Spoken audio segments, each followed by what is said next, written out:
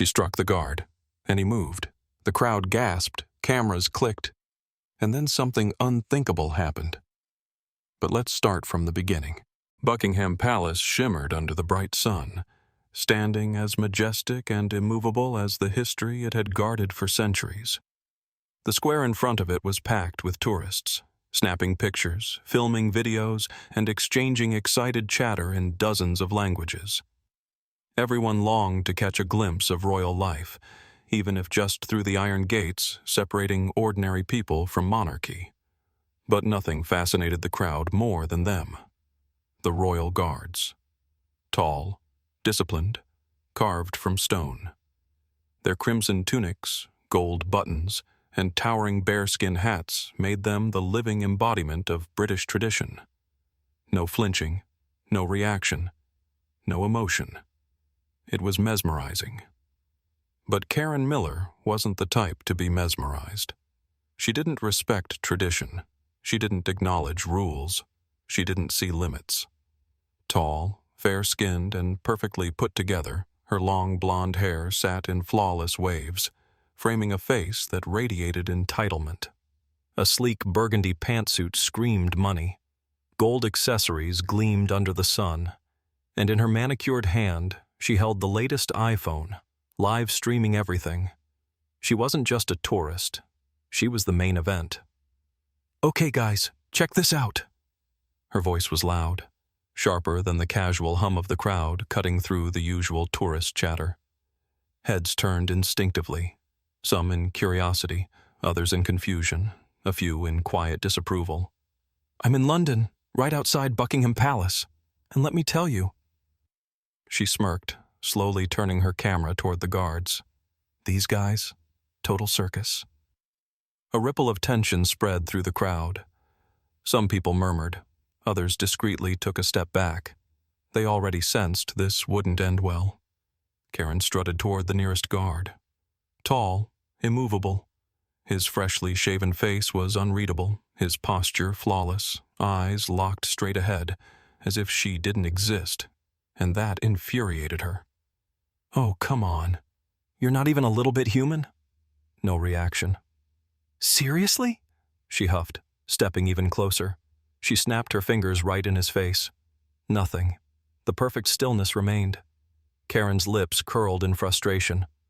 "All right, how about this?" She pulled back her hand and slapped him across the face. Smack! The sound ripped through the square. The crowd gasped. Some covered their mouths, others froze in place, and a few had already started recording. The guard didn't budge, not a twitch, not a single movement. But something shifted in the air around them. Karen didn't realize it yet, but she had just sealed her fate. The second after the slap stretched into eternity. Tension thickened in the air, a tension Karen didn't feel. She didn't see the way the guard's jaw clenched slightly, how his nostrils flared, or the flicker in his icy blue eyes, faint, almost imperceptible, but dangerous. To Karen, this was still just a show. She laughed, turning back to her phone, the camera already streaming her stunt to thousands of viewers. "Did you see that? He didn't even flinch!"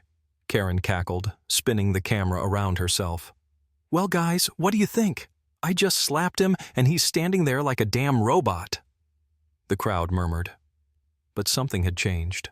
A minute ago, people were watching her antics with detached amusement. Now, their expressions were shifting to judgment. Did she just hit a guard? Oh my God, does she have no sense of self-preservation? This is too much. Karen noticed none of it. She was too caught up in herself. She stepped closer to the guard, standing so close that her face was nearly touching his chest. "Come on, do something, Mr. Important." Her voice grew sharper, dripping with mockery and open disrespect. "You're just an actor, right?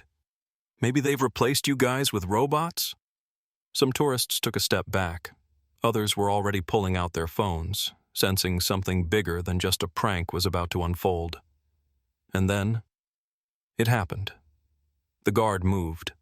Karen didn't even have time to process it.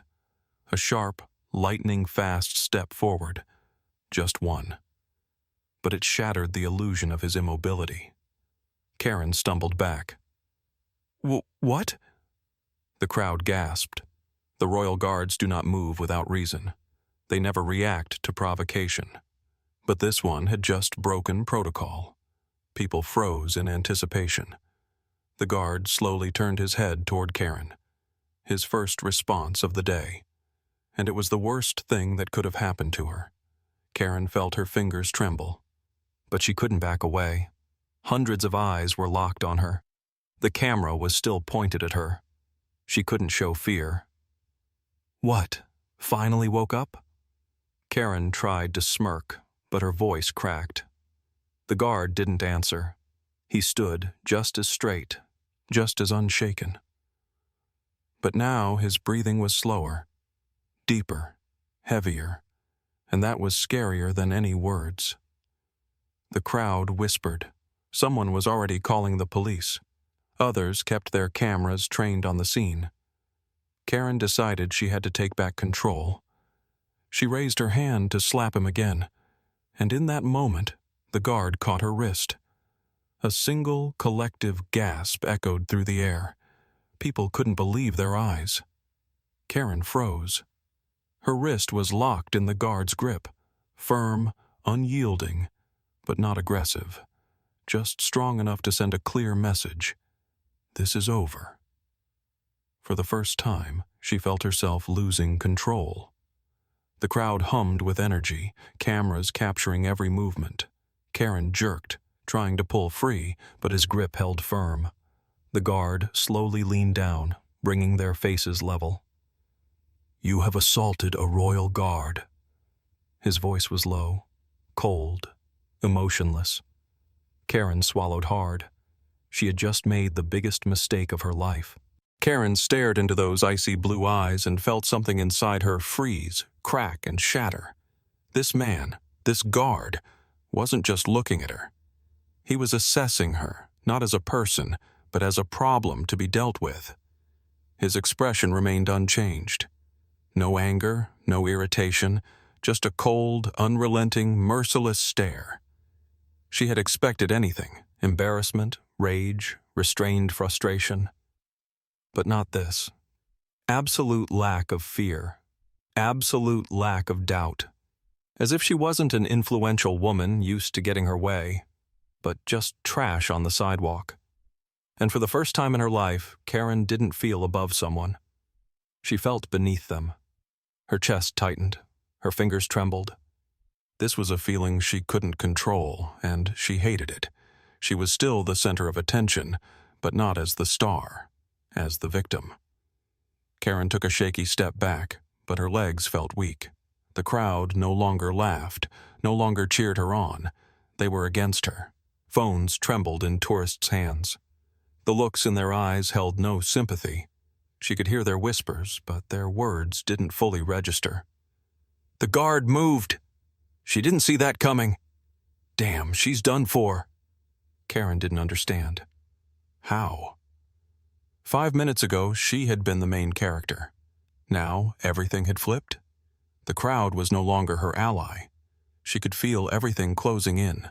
The spectators weren't a wall of support anymore. They were a cage.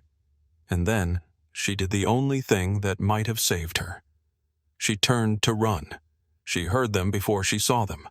Footsteps, heavy, steady, the dull thud of steel-toed boots against the pavement, like a hammer striking an anvil. Karen froze. Her legs refused to move. She didn't want to turn around. She already knew what was there. But fear and curiosity won out. Karen glanced over her shoulder. 3 guards had emerged from the gates, tall, rigid, flawlessly disciplined. Stern faces, identical, expressionless stares. They weren't just walking. They were closing in. Karen felt like a cornered animal. The crowd behind her. The guards in front. And no way out. She had gone too far. Her heart pounded so loudly it drowned out all other noise. There was nowhere to run. Her designer sunglasses were still perched on her face, but they couldn't hide the panic in her eyes. She turned to the crowd, but there was no salvation there. No one was going to defend her. No one was waiting for the next part of the show. They were just watching and recording. And that's when she realized, this time, she wouldn't get away with it. Karen won every game she played. But this time, the game was over.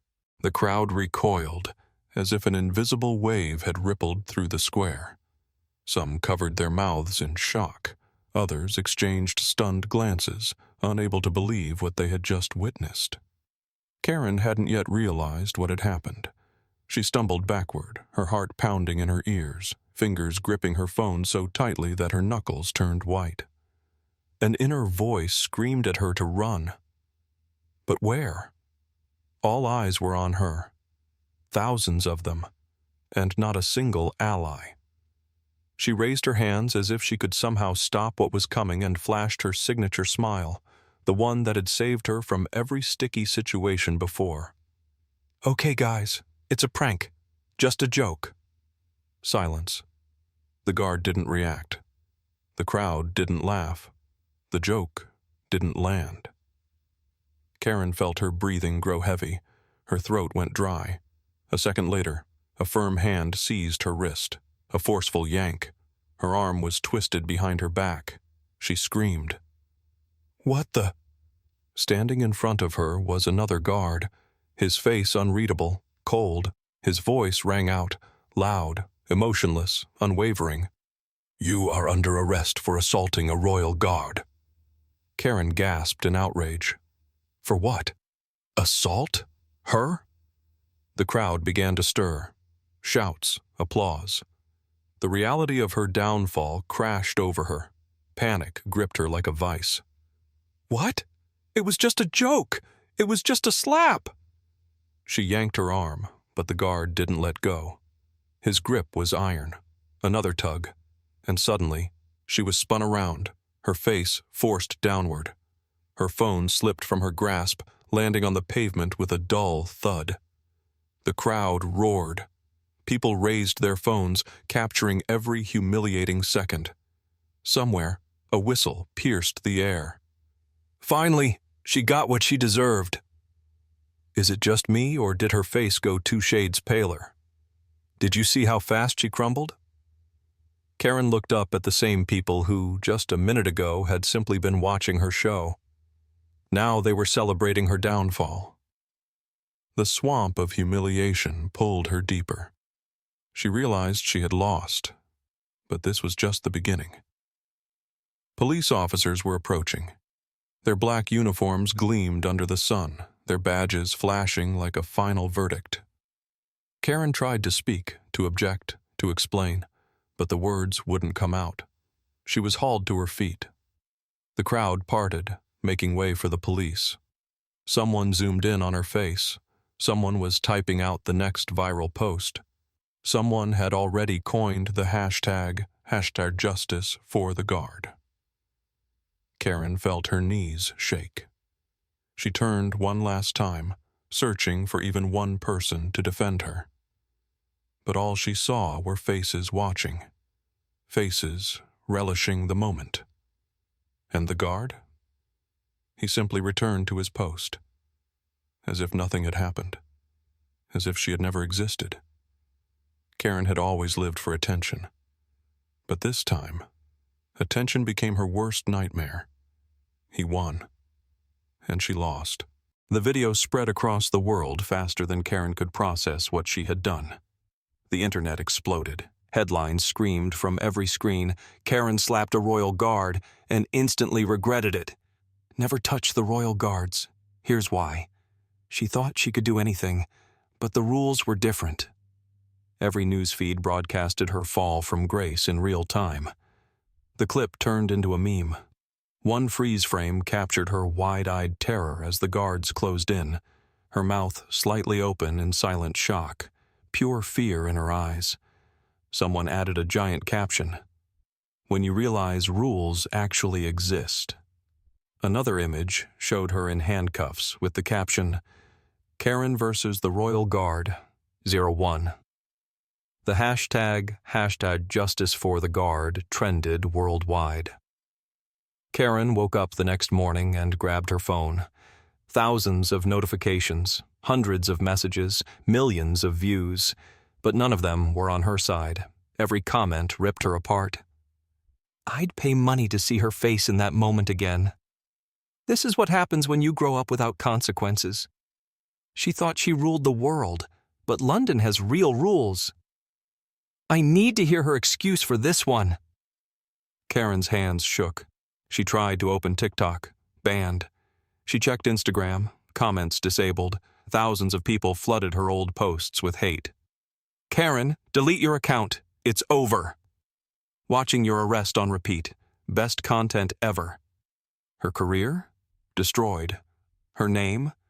Now a global joke. British news stations aired the official statement. An American tourist has been arrested for assaulting a member of the Crown's security. Fine. £5,000. But the money wasn't the real punishment.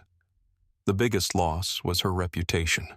Just days ago, Karen Miller was a successful influencer, offering life advice, flaunting luxury purchases, preaching confidence. Now, none of it mattered. No brand would touch her, no sponsorships. Her Instagram stories were empty. Her likes disappeared. She had spent her life chasing attention, but now attention had become her worst enemy. And the guard? He gave no comment. He said nothing to the press. He didn't demand fame or justification. He simply returned to his post, just as unshakable, just as fearless, just like that day. The day Karen thought she could do whatever she wanted. But she learned the one rule she could never break. You do not touch the royal guard. Karen stepped into her house, shut the door behind her, and leaned against it, closing her eyes. Silence. No calls, no messages, no notifications about new brand deals. She walked into the living room, tossed her bag onto the couch, and turned on the TV. Mistake. Her face filled the screen. The exact footage. Her stunned expression as she realized she was being arrested. The headline below: Karen Miller, the fall of an influencer. She changed the channel quickly. New headline: She slapped a guard and ruined her own life. Karen grabbed the remote and shut off the TV. The silence in the house felt deafening. She used to live for likes, comments, views. Now her name echoed across the world, but not in the way she had wanted. She picked up her phone, hoping, praying, that this was all just a nightmare. But the screen shattered that illusion. We are terminating your contract. The company cannot associate with such behavior. Your account has been temporarily suspended for violating community guidelines. You have lost 500,000 followers in the last 24 hours. She slowly sank onto the couch, clutching her head in her hands. She had always been the center of attention, and now the whole world was watching, not with admiration, but with disgust. Karen opened her laptop to check her bank account. The money was still there, but the income stream was gone. She messaged her manager. "How soon can we fix this scandal?" The reply came within a minute. "We can't. No one wants to work with you." Rage. They had profited off her when she was at the top, and now they were abandoning her? But then it hit her. She was toxic, a liability. No brand wants to be attached to someone the world hates. She used to be recognized in the streets. People would ask for photos, smile, admire her. Now, she was afraid to step outside. Anyone could recognize her. Anyone could whisper, "That's her. That's Karen." She tried to come back. She recorded an apology video, trying to sound sincere. "Guys, I'm really sorry for how things turned out.